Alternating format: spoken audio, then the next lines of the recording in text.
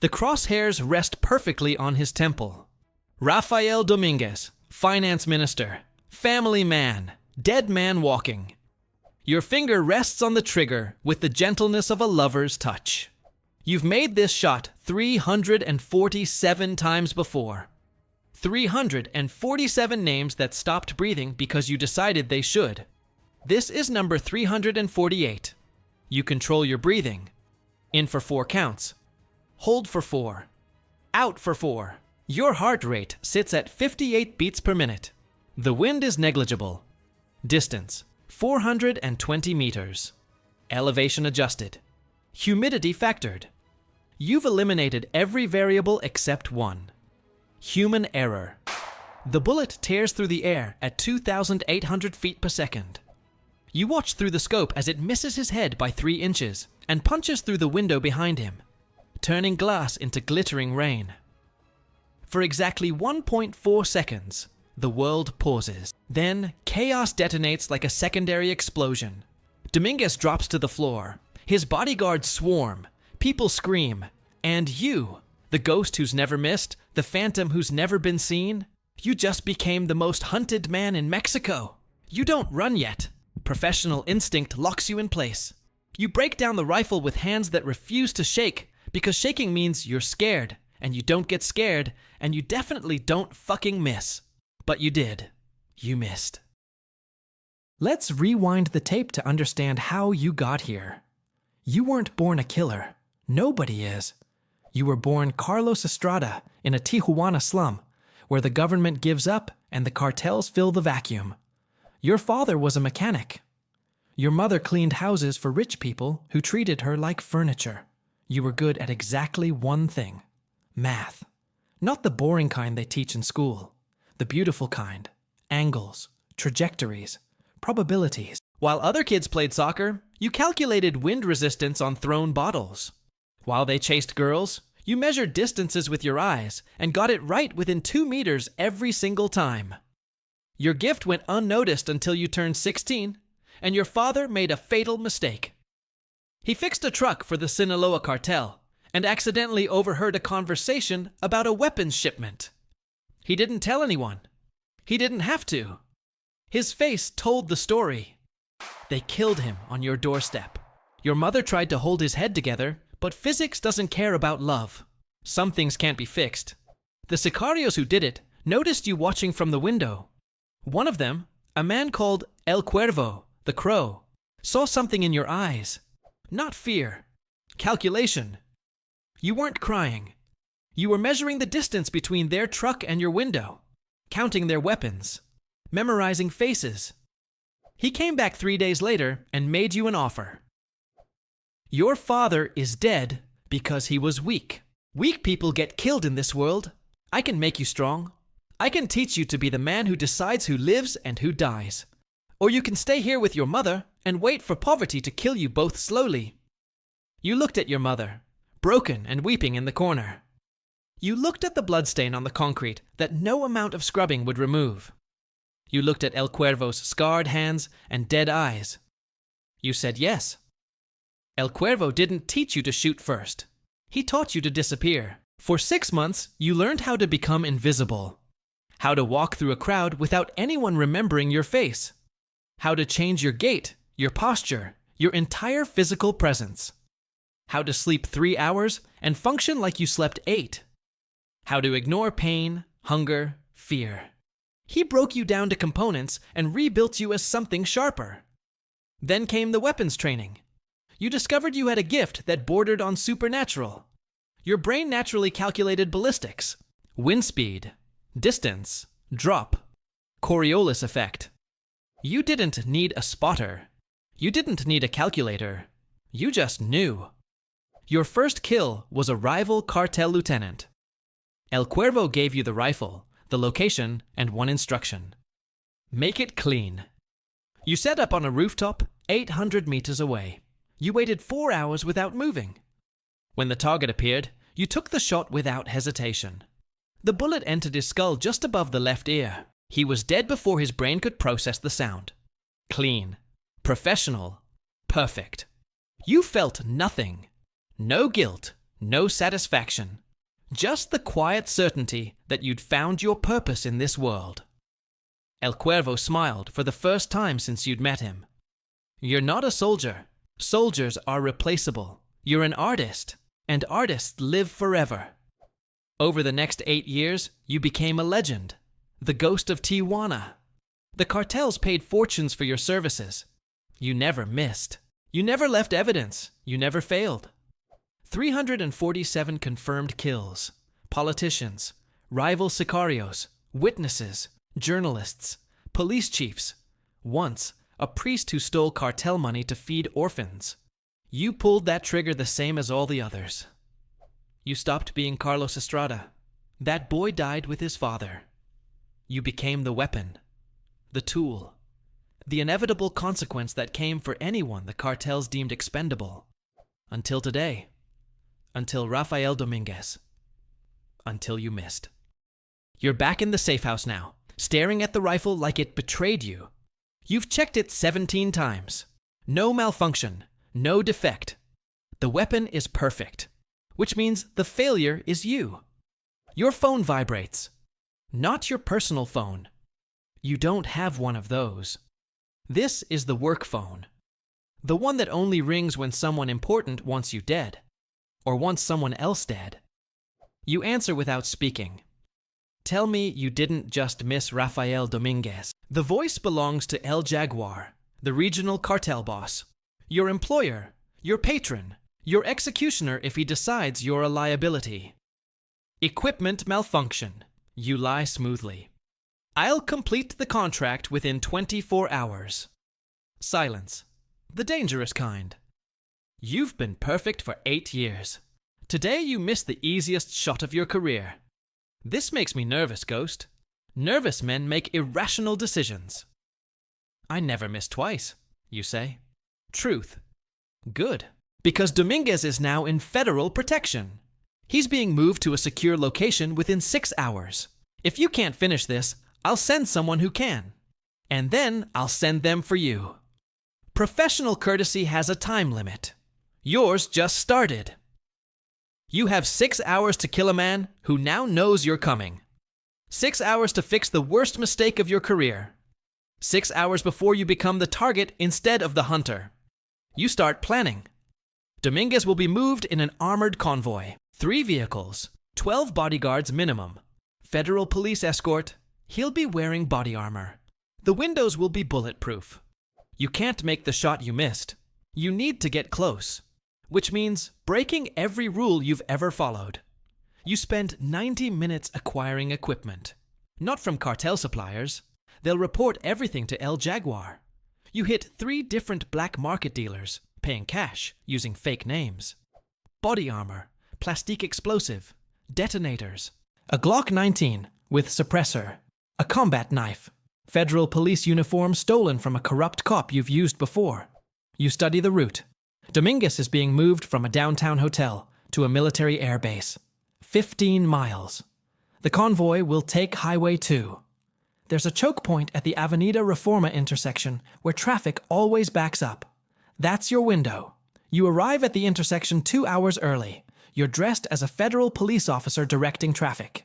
Nobody looks twice at you. Invisibility isn't about hiding. It's about becoming exactly what people expect to see. Your heart rate is steady. Your hands are calm. This is the person you were built to be. Not the sniper on a rooftop. The predator in plain sight.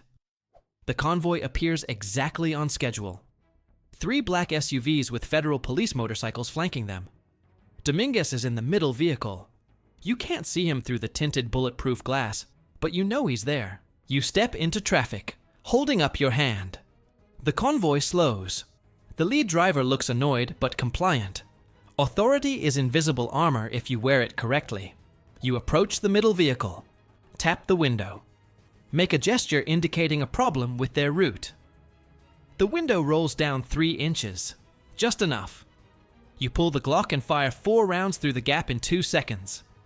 Ballistic glass stops rifles. It doesn't stop contact shots. You turn and sprint for the pre-positioned motorcycle. Behind you, the convoy erupts into chaos. Bodyguards pour out. Civilians scatter. Sirens wail. You're 3 blocks away before anyone organizes pursuit. You dump the uniform, the weapon, the motorcycle. You disappear into the metro system like a ghost returning to the Shadow Realm. Contract completed. Target eliminated. Reputation restored. You send the confirmation photo to El Jaguar. His response is immediate.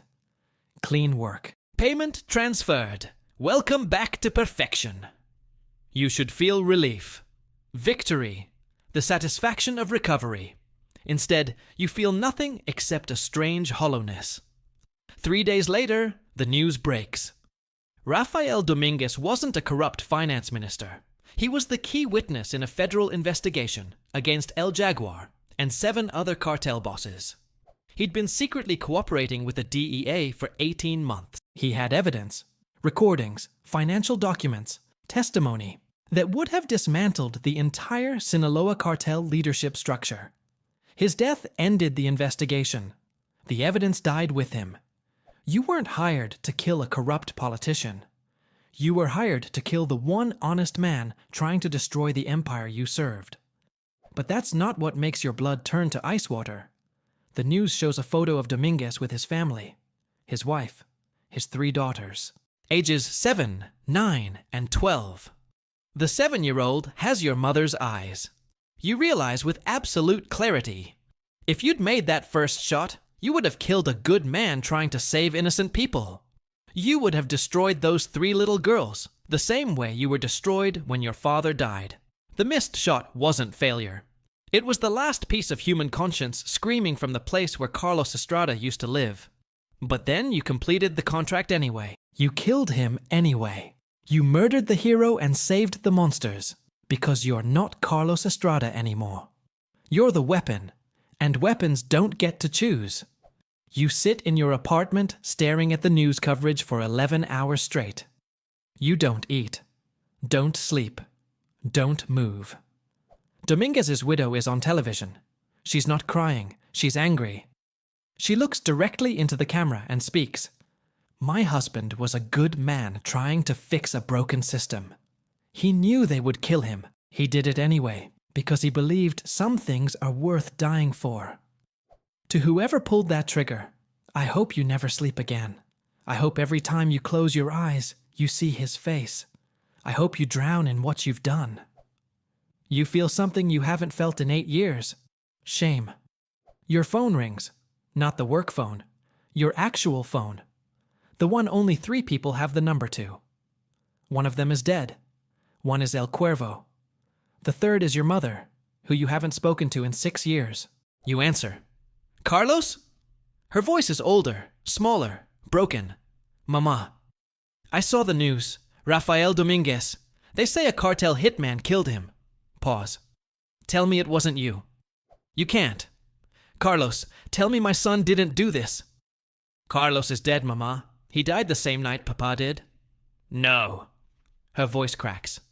No, mijijo. You're not dead. Dead people don't feel guilt.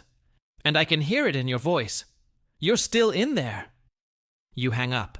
Your hands are shaking. You haven't cried since you were 16 years old. You're not crying now, but something is leaking from the place where your humanity used to be stored.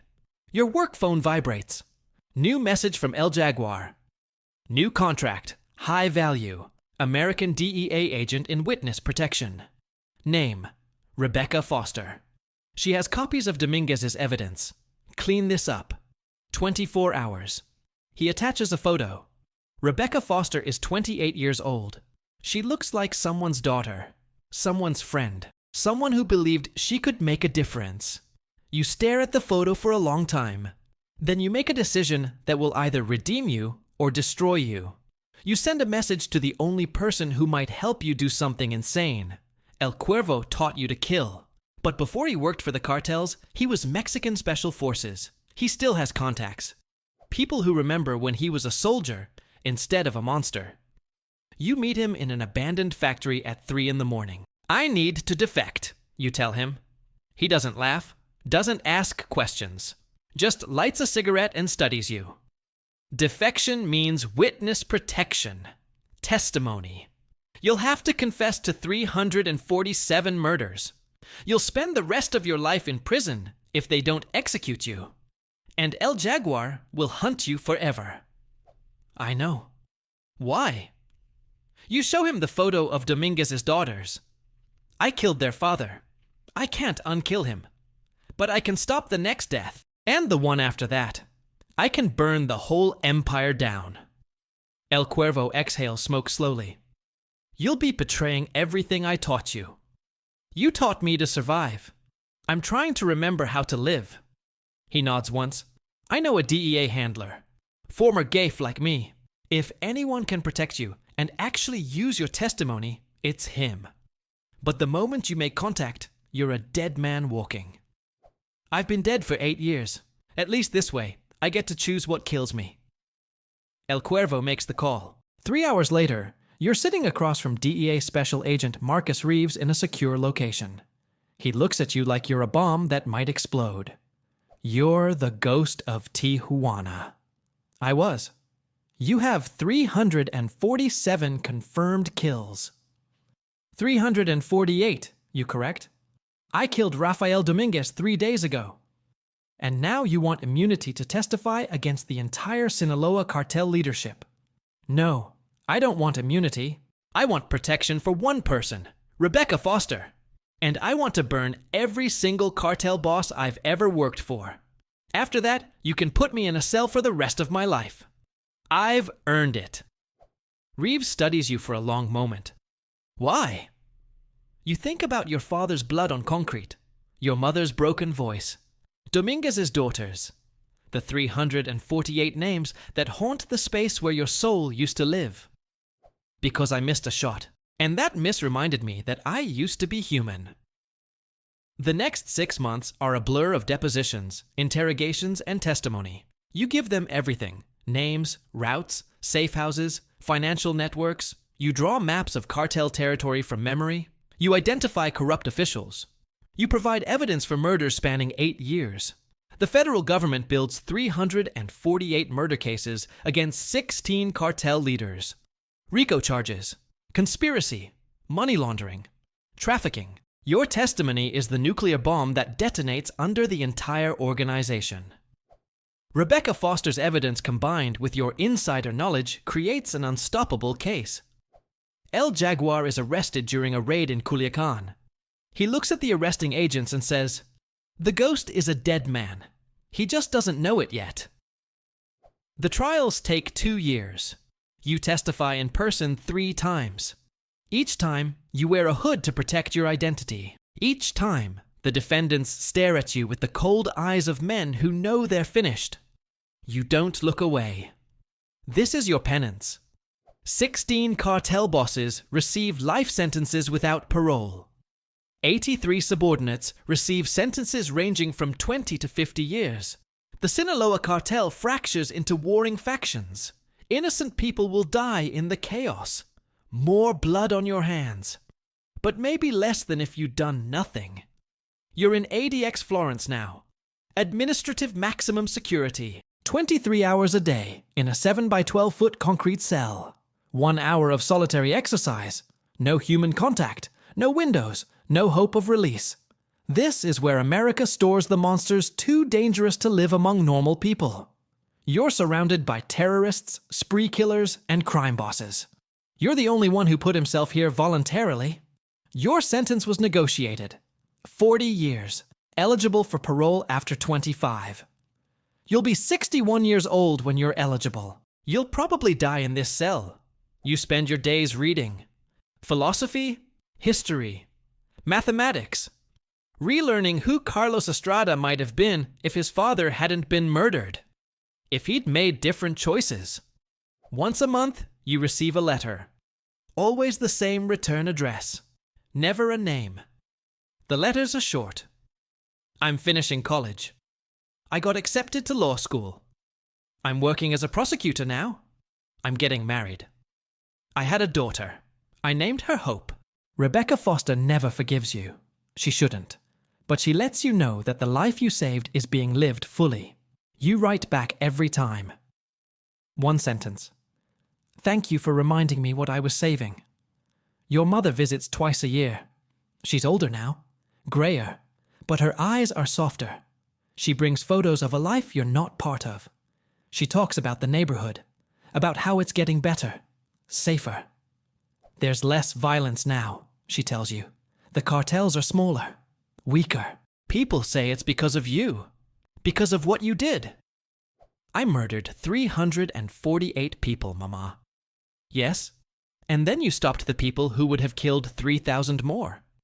My son is not a good man, but maybe at the end he tried to be. It's been 7 years since you've seen the outside world. 7 years in this concrete tomb. You're 39 years old. You look 50. Late at night, when the prison is as quiet as it ever gets, you think about that moment. The moment the bullet missed Rafael Dominguez by 3 inches. You've analyzed it 10,000 times. The wind was negligible. Your calculations were perfect. Your breathing was controlled. There was no reason to miss. Except, at the exact moment you pulled the trigger, you saw something through the scope. In the office behind Dominguez. A framed photograph on his desk. 3 little girls smiling at the camera. Your subconscious registered it, processed it, connected it to your own trauma. And your finger, the finger that had killed 347 people without hesitation, flinched.